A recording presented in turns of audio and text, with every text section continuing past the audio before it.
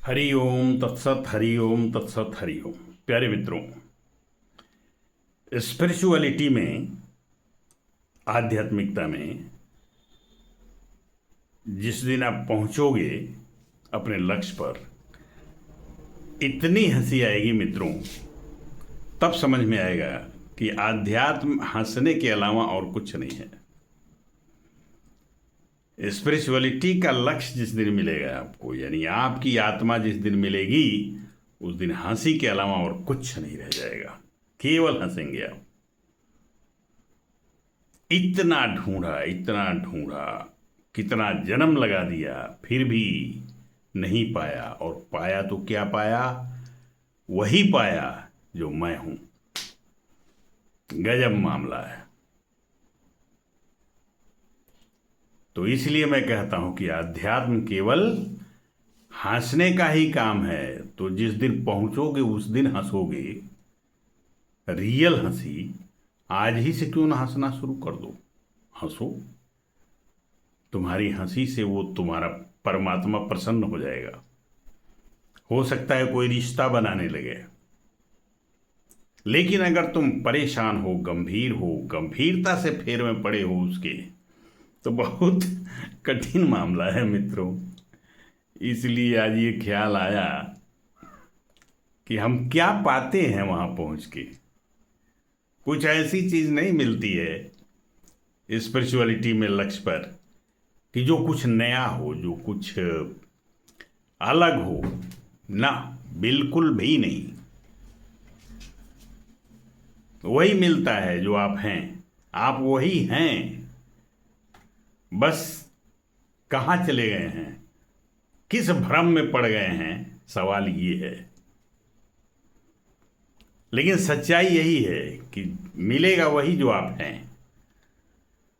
इसके अलावा बाहर कुछ भी नहीं मिलेगा। ऐसा अलग से कोई चीज नहीं मिल जाएगा जिसे देखकर आप कहेंगे अरे ये मिल गया। ना मित्रों, ना, एकदम नहीं। कहानी याद है ना, विवेकानंद जो सुनाते थे, स्वामी जी ने सुनाया था ये कथा कि शेर का बच्चा भेड़ों के झुंड में गिर गया था कहीं से, और वो भेड़ों के साथ रहते रहते धीरे धीरे धीरे धीरे बड़ा हुआ। उन्हीं का सारा गुण, उनका रूप, खान पान, घास चरने लगा था।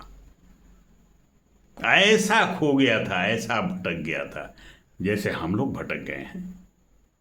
इंसान जैसे भटक गया है, उसी तरह वो भी भटक गया था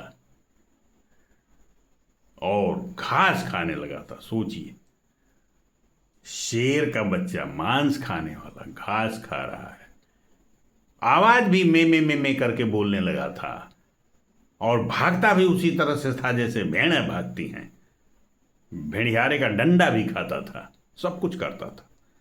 और उसी तरह से उसी में गुट में जिसमें भेड़ें बैठती हैं जाके बैठ जाता था, पड़ा रहता था। यही जिंदगी है मित्रों। लेकिन उसको भी उसकी मुलाकात हुई उसके असली स्वरूप से।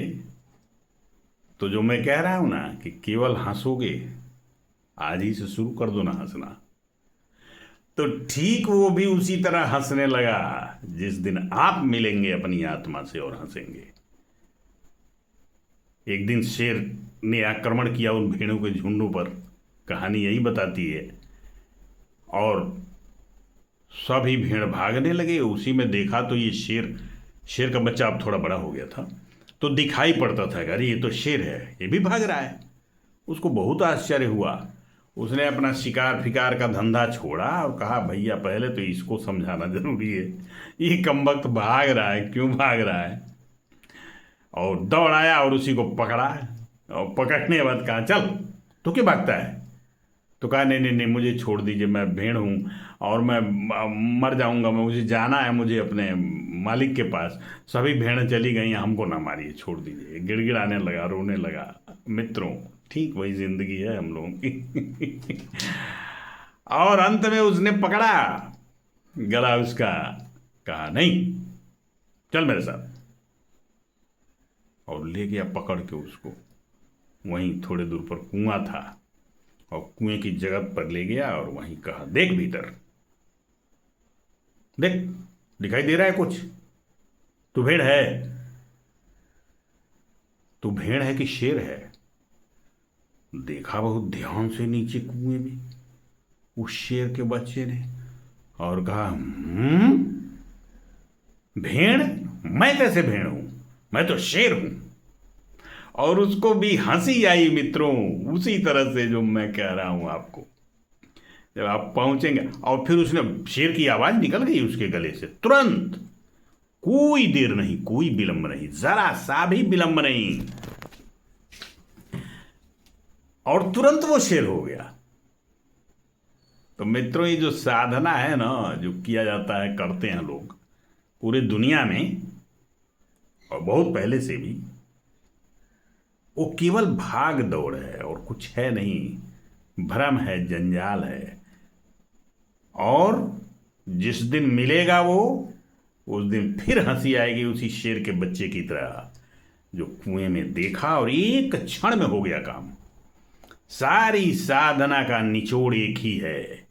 जब काम बनेगा ना, बुद्ध को पूरा जिंदगी लग गया, चलते चलते कई बरस बीत गए, कुछ नहीं मिला, और जिस क्षण मिला ना, तो एक ही क्षण लगा। जब उनको वो ज्ञान प्राप्त हुआ, आत्मा मिली उनकी, तो उसमें देर नहीं लगा, एक क्षण में हो गया, प्राप्ति हो गई, हो गए बुद्ध गौतम से। लेकिन गौतम बुद्ध के प्रयास में जो लगे रहे, सैकड़ों महीनों, कितना दिन बिता दिया, कितने साल, उस समय कुछ नहीं हुआ, हुआ एक क्षण में। तो आज हमें ख्याल आ रहा था कि हम लोग कैसे इंसान हैं कि फेर में पड़े रहते हैं, साधना करते हैं, तपस्या करते हैं, हठ योग करते हैं, न जाने क्या क्या करते हैं उस को पाने के लिए जो स्वयं है। एक क्षण की बात है मित्रों। तो हंसना पड़ेगा जिस दिन मिलेगा वो, याद रखिएगा। हंसी आएगी, खूब आएगी। इसलिए मैं कहता हूं, आज ही से हंसो, खूब हंसो, मस्त रहो, आनंदित रहो। मस्ती और आनंद में ही उसका अट्रैक्शन बढ़ता है और एक दिन वो खुद ही प्रकट हो जाता है। लो, तुम भी मस्त, मैं भी मस्त, तुम भी हंसता है, मैं भी हंसता हूं, तुम भी खुश रहता है, मैं भी खुश रहता हूं, कोई फिक्र नहीं, कोई चिंता नहीं, तुझको भी और मुझको भी। तो ऐसा ही बन जाओ ना मित्रों। यही ख्याल आया कहने के लिए आपसे। हम डायरी लिख रहे थे तो ये बात लिख रहे थे, मैंने सोचा आपसे शेयर करें। याद रखिएगा, जो भी साधक हैं, जो भी तपस्या करने वाले हैं, मिलेंगे जिस दिन उससे, जिस दिन आपकी मुलाकात आपसे होगी, उस दिन हंसने के अलावा और कुछ नहीं बचेगा। बस यही, आप भी इंजॉय करिए, मस्त रहिए, और वो तो मिल जाएगा, यूं ही मिल जाएगा। बस उसका ख्याल बना रहे। बस इतना ही। बहुत बहुत धन्यवाद। पसंद आता है ये विचार हमारे तो आप भी लाइक सब्सक्राइब करें और जरूर जरूर जरूर शेयर करें, शेयर भी, ताकि और लोगों का भी फायदा हो, मनोरंजन हो, कल्याण हो, आत्मा की तरफ रुझान हो। आत्मा की तरफ प्रेरित करने के लिए ये बातें मैं करता हूं कि आपको ख्याल आ जाए कि भैया ये शरीर मैं नहीं हूं, कौन हूं,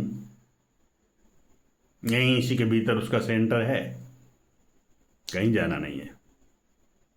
बस, तो फिर कहता हूं, मस्त रहिए, प्रसन्न रहिए और उसके फेर में पड़े रहिए। बस इतना ही है। धन्यवाद आप सबको, बहुत बहुत प्रेम और प्रणाम।